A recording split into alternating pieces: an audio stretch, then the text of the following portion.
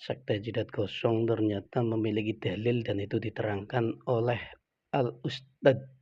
Kita reaksi bersama nanti ya. Al-Ustadz Khalid Basalamah. Ini kita saksikan bareng-bareng.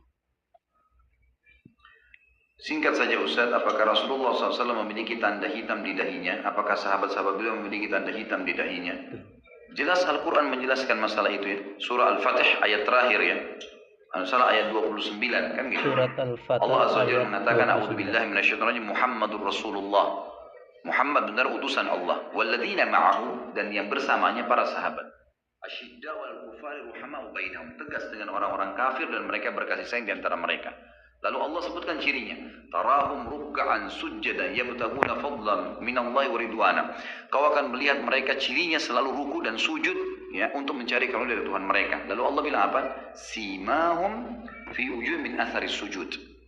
Di wajah mereka jelas tanda-tanda. Siapa di sini? Muhammadur Rasulullah walladzina ma'ah. Nabi Muhammad SAW dan sahabat-sahabatnya. Simahum fi wujuh min athari sujud. Di wajah mereka kelihatan tanda sujud. Di mana tanda sujud itu? Di dahi, gitu kan?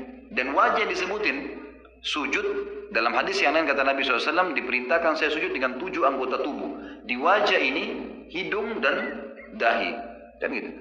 Baru kedua telapak tangan, 2 lutut, 2 kaki. Berarti yang dimaksud simahum fi wujuhihim, tanda-tanda sujud di wajah mereka itu adalah dahi. Jadi jelas sekali firman Allah SWT. Jadi itu yang kita pegang. Jadi berdasarkan surat Al-Fatih ayat 29, Al-Ustadz Khalid Basalamah itu mendalilkan bahwa kening hitam itu diambil langsung dari Al-Quran. Padahal yang ditanyakan itu oleh penanya dalam surat itu, kertas itu, dalam kertasnya itu, adakah para sahabat berkening hitam? Tapi ternyata Al-Ustadz Khalid Basalamah langsung mengambil pada Al-Quran. Simahum, nanti kita tampilkan di sini ya. Simahum fi wujuhihim. Simahum, tampak suatu tanda fi wujuhihim, pada wajah mereka. Ayat ini seharusnya sudah sangat terkenal. Min athari sujud, yaitu bekas sujud. Yaitu asar itu bekas, jejak. Kalau kita menekan, kalau kita berjalan itu ada asarnya. Sepertinya di sini Ustadz Khalid Basalamah itu memakai tafsir biro'yihi dengan pendapatnya sendiri, tidak memakai tafsir ulama-ulama yang masyhur keahliannya dalam tafsir. Jadi dia menafsir sendiri, padahal aliran Jidat Gosong ini, aliran Wahabi ini sebenarnya menafsirkan dengan ra'yi sendiri itu sangat-sangat terlarang. Seperti Ibnu Taimiyah dan lain-lain itu melarang menafsir dengan pikirannya sendiri dengan landasan riwayat At-Tirmidzi, hadis itu ya, hadis yang berbunyi, nanti kita tampilkan di sini, wa man qala fil qur'ani bi ra'yihi falyatabawwa maq'adahu minan nar. Barang siapa berbicara tentang Al-Qur'an atau di dalam Al-Quran dengan pendapatnya sendiri, maka falyatabawwa, becik atau sebaiknya dia persiapkan maq'adahu, tempat duduknya, minan nari, dari atau di dalam neraka.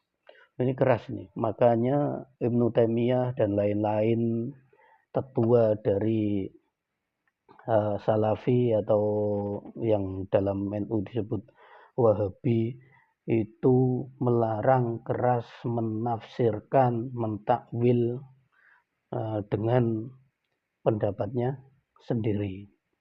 Tetapi di sini sepertinya Al-Ustadz Khalid Basalamah ingin keluar dari larangan itu dan memakai tafsirnya sendiri, bahwa dalam surat Al-Fat ayat 29 di situ dia berpendapat para sahabat itu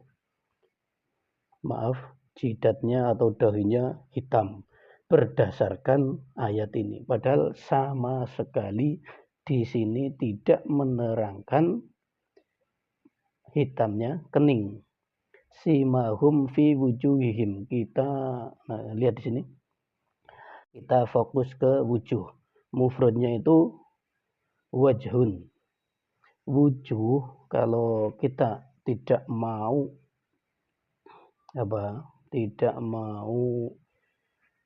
memegang pendapat ulama seperti Kiai Khalid Basalamah tadi atau Al Ustadz Khalid Basalamah tadi, kita pahami sendiri secara kontekstual, maka seharusnya kita melihat ayat-ayat lain. Kita lihat ayat-ayat lain yang memuat kata wujuh. Mari kita lihat ya. Dalam ayat lain seperti Ali Imran. Dalam Ali Imran ayat 106 itu juga ditampilkan atau tertera sihot atau lafal wujuh ayat 106. Nanti kita tampilkan di sini untuk memperjelas. Yauma tabyaddu wujuhu wa taswaddu wujuh. Yauma, pada hari itu, tabyaddu, berseri-seri. Apa yang berseri-seri? Wujuhun, piro-piro wajah. Bahasa Indonesianya piro-piro apa itu? Ya pokoknya jamak inilah ya. Wajah-wajah ya gitulah. Wa taswaddu, dan ada pula wajah kang hitam, yang hitam. Wa taswaddu wujuh, dan ada pula wajah-wajah yang hitam atau muram. Ini kita bandingkan dengan ayat 29 dari surat Al-Fatah. Ketika wajah berseri-seri atau muram, apakah yang berseri-seri itu hanya bagian kening? Jadi yang berseri-seri itu keningnya doang, mencorong keningnya. Terus yang muram keningnya doang. Ya nggak mungkin lah. Kalau wajah itu berarti wajah mereka berseri-seri, ya jelas dari kanan kiri atas bawah. Tidak mungkin hanya kening belakang. Fa'amal ladzina swaddat wujuhuhum, adapun orang-orang yang hitam muram wajah mereka, akafartum ba'da imanikum fadzuqul adzaba bima kuntum takfurun. Ini pun yang menghitam jelas semua wajah, bukan cuma kening tok. Jadi yang muram, yang hitam, yang kelam, kelak itu ya semua wajah. Dan sebaliknya di ayat 107, wa amal ladzina byaddat wujuhuhum fa fi rahmatillah hum fiha khalidun. Dan adapun orang-orang yang putih berseri wajah-wajah mereka, maka mereka berada dalam rahmat Allah, di dalam surga. Mereka di sana kekal selama-lamanya. Jadi yang berseri itu ya jelas semua wajah, bukan yang untuk sujud tok, bukan yang keningnya tok. Jadi semua wajah. Kalau berbicara wujuhun itu jelas semua wajah. Kalau Khalid Basalamah, Al Ustadz Khalid Basalamah itu meyakini tanda sujud harus tanda para sahabat itu keningnya hitam, itu ya bukan wajah tapi jabha. Jabha itu tidak, tapi jelas dalam Al-Fat ayat 29 itu diterangkan simahum. simahum fi wujuhihim, tanda mereka ada pada wajah, bukan simahum fi jabhatihim. Jadi jelas di situ. Kalau kita jujur, main konteks, tidak mau membuka tafsir para ulama. Tafsir para ulama kan jelas, kemarin sudah diterangkan bahwa yang dimaksud wujuh di sini, tanda-tanda di dalam bekas sujud itu adalah bagusnya wajah, bagusnya akhlak. Tapi kalau kita tidak mau memakai tafsir ulama, mau ngotot dengan ra'yi sendiri, ya ra'yi dengan otak yang sehat, dengan logika yang sehat, dengan pemikiran yang sehat. Kita lihat ayat-ayat lain seperti tadi, jelas di ayat tadi yang dimaksud wujuh atau mufradnya wajah itu ya semua wajah dari kiri kanan, atas bawah. Atau di ayat lain surat Al-Qiyamah, misal itu ayat Al-Qiyamah, surat Al-Qiyamah ayat 22. Ayat 22, wujuhu yawma idzin nadhirah. Wajah-wajah orang-orang mukmin hari itu berseri-seri. Ya wajah, semua wajah, atas bawah kanan, semua wajah. Tidak yang berseri cuma ininya doang. Masa yang berseri-seri ininya tok. Wajah juga bisa bermakna dari atas ke bawah. Dari atas ke bawah semuanya bermakna keseluruhan, seperti wajah tu wajhiyah itu di bacaan iftitah yang diambil dari itu Al-Quran juga, wajah tu wajhiyah, wajah tu madepaken ingsun, saya menghadapkan wajhiyah ing wajahku ya dari atas ke bawah. Kalau cuma keningnya doang ya saya hadapkan kening wajah saya gini, berarti badannya bisa hadap ke utara, yang penting wajah ini hadap ke kiblat. Enggak seperti itu. Itu kalau itu wajah yang ini maknanya dari atas sampai ke bawah semua. Maka dalam Al-Quran pun ada yang maknanya itu di hadapan. Makanya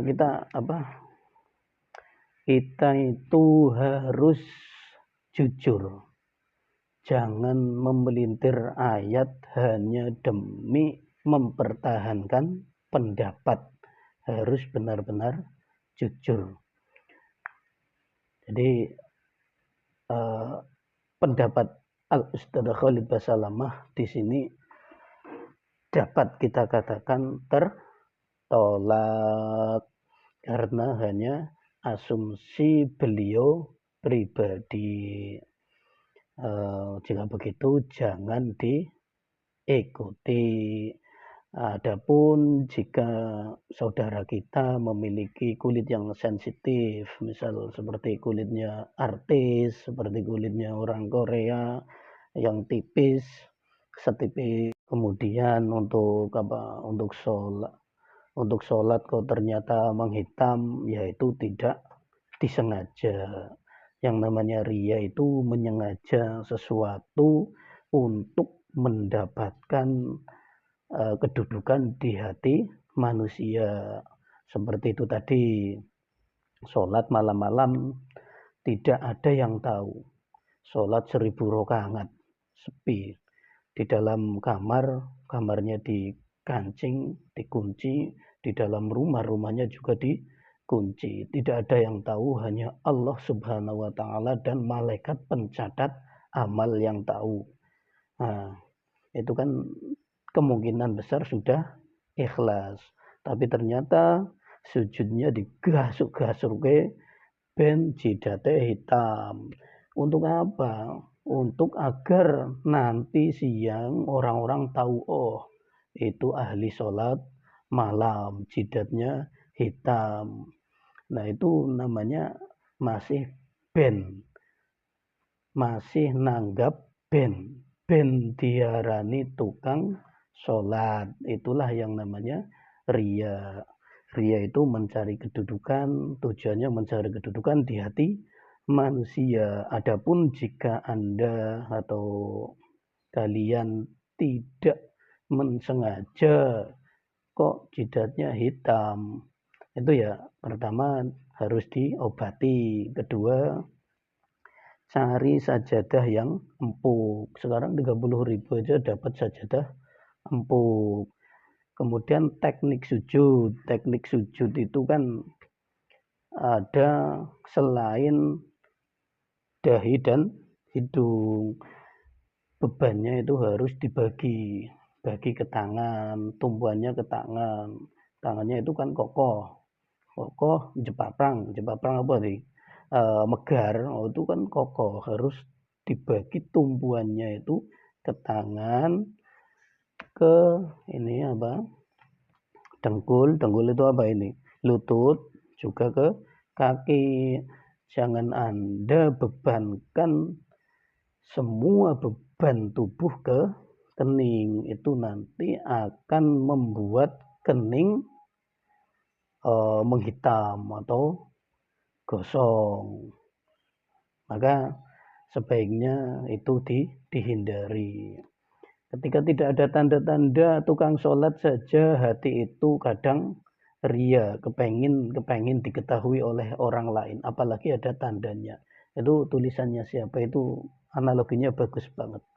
Malam-malam bersodakoh, beras kemana-mana, tidak ada yang tahu. Seperti